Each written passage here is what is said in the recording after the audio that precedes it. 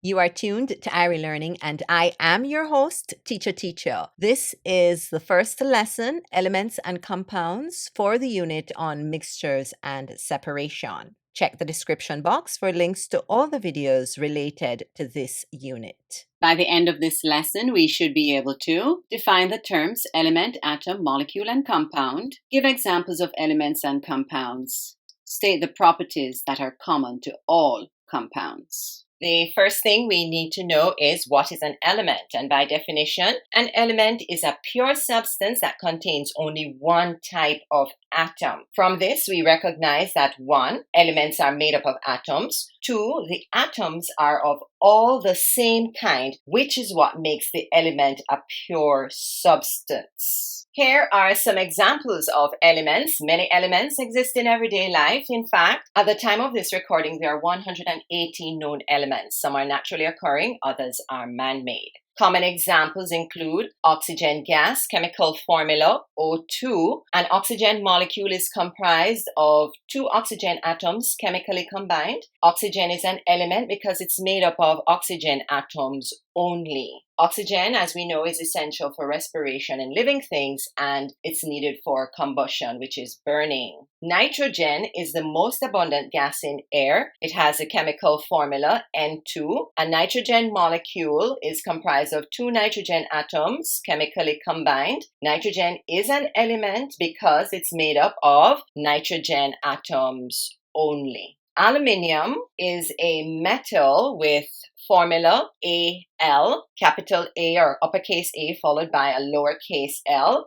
A sample of aluminium is an element because it's comprised of aluminium atoms only. Aluminium is commonly used for making pots and pans, kitchen utensils, lightweight aircraft parts, and high-tension electrical power cables. And also, aluminium is widely used in food packaging in the form of aluminium foil. So the next time you're using aluminium foil, just remember that it is an element. It's the element aluminium. Next, we have copper. Copper is also a metal, denoted by the symbol C, uppercase C, followed by a lowercase u. Copper is an element because it's made up of copper atoms only. And of course, copper is known for its excellent conducting properties, both for heat and electricity. As a result, copper can be drawn into wires for electrical conduction and used to coat the outside of pot bottoms for speeding up the rate of heat conduction from the stove to the content within the pot. And finally, we're going to look at sulfur. Sulfur is a nonmetal denoted by the symbol S, and that's a uppercase S. It's an element because the structure consists of only sulfur atoms. Sulfur is used as a fungicide for treating fungal infections of the skin, and it's also used for making gunpowder and sulfuric acid. Also note that the atoms of the elements aluminium, copper, and sulfur are closely packed because they are solids, whereas the molecules of oxygen and nitrogen are far apart because they're in the gas state. You can review the states of matter lesson on solid, liquid, and gas and get more information on the arrangement of particles in different states of matter. We have used the word atom in the definition of an element. Therefore, it is very important that we understand what an atom is. The definition states that an atom is the smallest particle of an element that retains the properties of the element. This is simply saying that the atom functions and behaves chemically like the element. In other words, the atom carries out chemical reactions just like the element does. Let me interject a bit of history about the atom. The word atom is derived from the Greek word atomos, which means indivisible. This term was used because scientists once thought that the atom was the smallest particle that could be arrived at after repeatedly cutting something into tiny bits until it cannot be cut any further. Now, when we get to the unit on atomic structure, we will learn that atoms contain smaller particles. Collectively, these particles are the structures that allow the atom to have the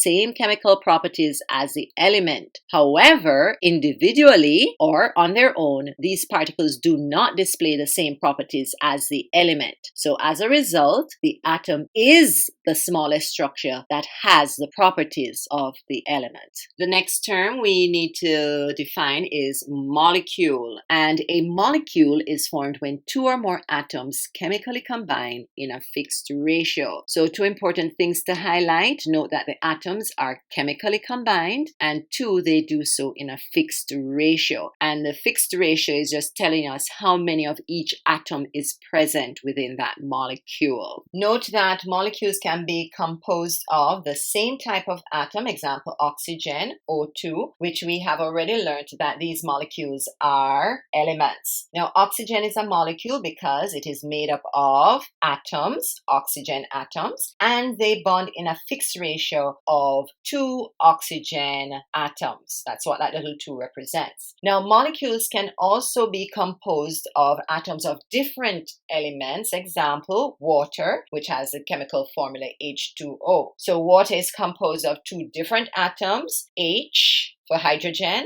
and O for oxygen, and they bond in a fixed ratio of 2 hydrogens to 1 oxygen atom. So if you should come across a molecule made up of only hydrogen and oxygen, as water does, but the ratio is different than 2 hydrogens to 1 oxygen, then that is a different molecule from water. So a good example of this is H2O2, which is hydrogen peroxide, not water. Therefore, what we're seeing is that the molecule of water bonds in a ratio of 2 hydrogens to 1 oxygen, while the molecule of hydrogen peroxide bonds in a fixed ratio of 2 hydrogen atoms to 2 oxygen atoms. So they are two different molecules since the ratios in which they bond are different. Also note that the molecules made up of different elements are called compounds, which we will look at shortly. So, in summary, we can say that the molecules are either elements if they are made up of the same atoms, or they are compounds if they are made up of atoms of different elements. So what is a compound? A compound is formed when 2 or more atoms of different elements chemically combine in a fixed ratio. Examples of compounds include methane, and methane is a flammable organic gas. It has the chemical formula CH4. Methane is a compound because it's made up of 2 different elements, carbon and hydrogen, C for carbon, H for hydrogen, and it bonds in a fixed ratio of 1 carbon to 4 hydrogen atoms. Now, in the model, the black sphere or ball would represent the carbon, and the white spheres, the hydrogen atoms, and each hydrogen atom is chemically bonded to the carbon. Next, we have carbon dioxide, and carbon dioxide is a compound because it's comprised of 2 different elements, consist of carbon and oxygen. The black sphere represents the carbon, and carbon forms 2 bonds with the oxygens, and the oxygens, of course, are red spheres. Next, we have water with the chemical formula H2O, and water is a compound because it's comprised of more than one element or different elements. It consists of hydrogen and oxygen in the ratio of 2 hydrogens to 1 oxygen. In our model, we see that water, the red sphere, would represent our oxygen, and it's chemically bonded to each hydrogen, the white spheres. Next, we have hydrogen chloride, which consists of the elements hydrogen and chlorine in a ratio of 1 hydrogen to 1 chlorine. And the white sphere would represent our hydrogen, and the green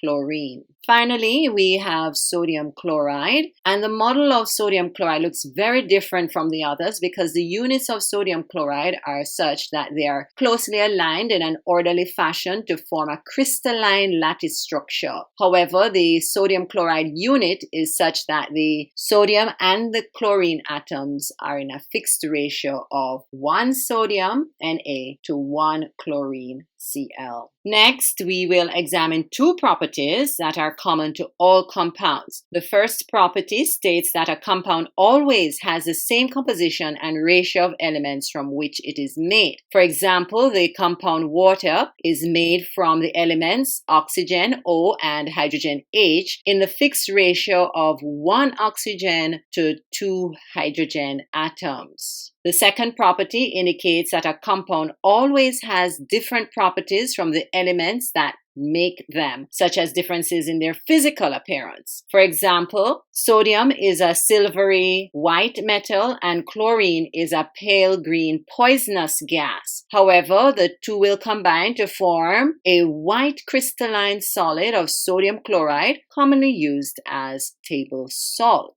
Note, it is difficult to separate the compounds back into the original elements from which they are made. It would require excessive energy and too many chemical reaction steps, which is not very practical. Therefore, it would be a complicated process to separate sodium chloride into the elements sodium and chlorine. Here are the lesson summary points. An element is a pure substance that contains only one type of atom. An atom is the smallest particle of an element that retains the properties of the element. A molecule is formed when two or more atoms chemically combine in a fixed ratio. Molecules made from identical atoms are also called elements. Oxygen, hydrogen, and nitrogen are molecules that are elements. Molecules made up of different types of atoms in a fixed ratio are compounds. Water and carbon dioxide are examples of compounds. A compound always has a different physical appearance from the elements that make it.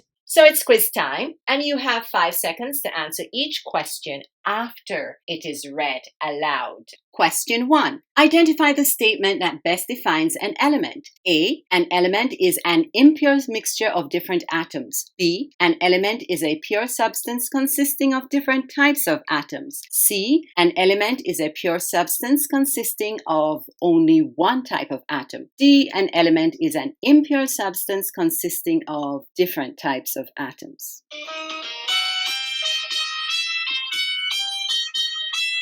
And the answer is C. An element is a pure substance consisting of only one type of atom. Question 2. All the following are elements except A. Oxygen, B. Water, C. Hydrogen, D. Iron.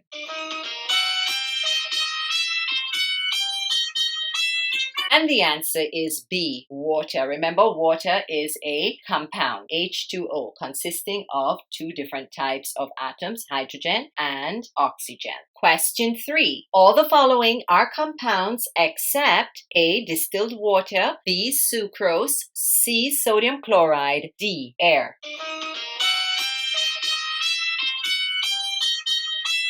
And the answer is air. Remember, air is a mixture of different gases. Question 4. Which statement is true about the compound ethene, C2H4? A. Ethene consists of the elements carbon and hydrogen in the ratio 1 to 2 respectively. B. Ethene consists of the elements carbon and hydrogen in the ratio of 4 to 2 respectively. C. Ethene consists of the elements carbon and oxygen in the ratio of 2 to 4 respectively. D. Ethene is not a compound.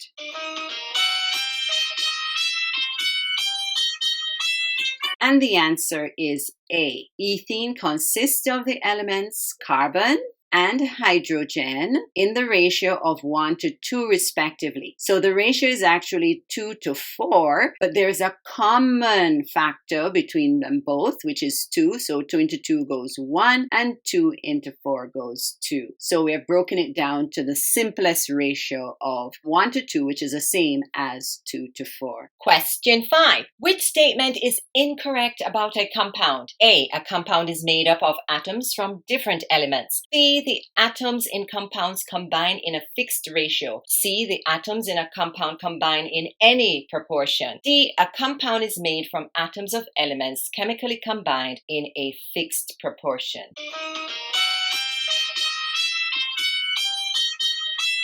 And the answer is C. The atoms in a compound combine in any proportion. Of course, as we know that the atoms in a compound combine in a fixed proportion or ratio. We have reached the end of our lesson. If you found this video helpful, remember to like, share, and subscribe. When you subscribe, you will receive notifications as new videos are uploaded. So until next time, I am Teacher with Iri-e-learning.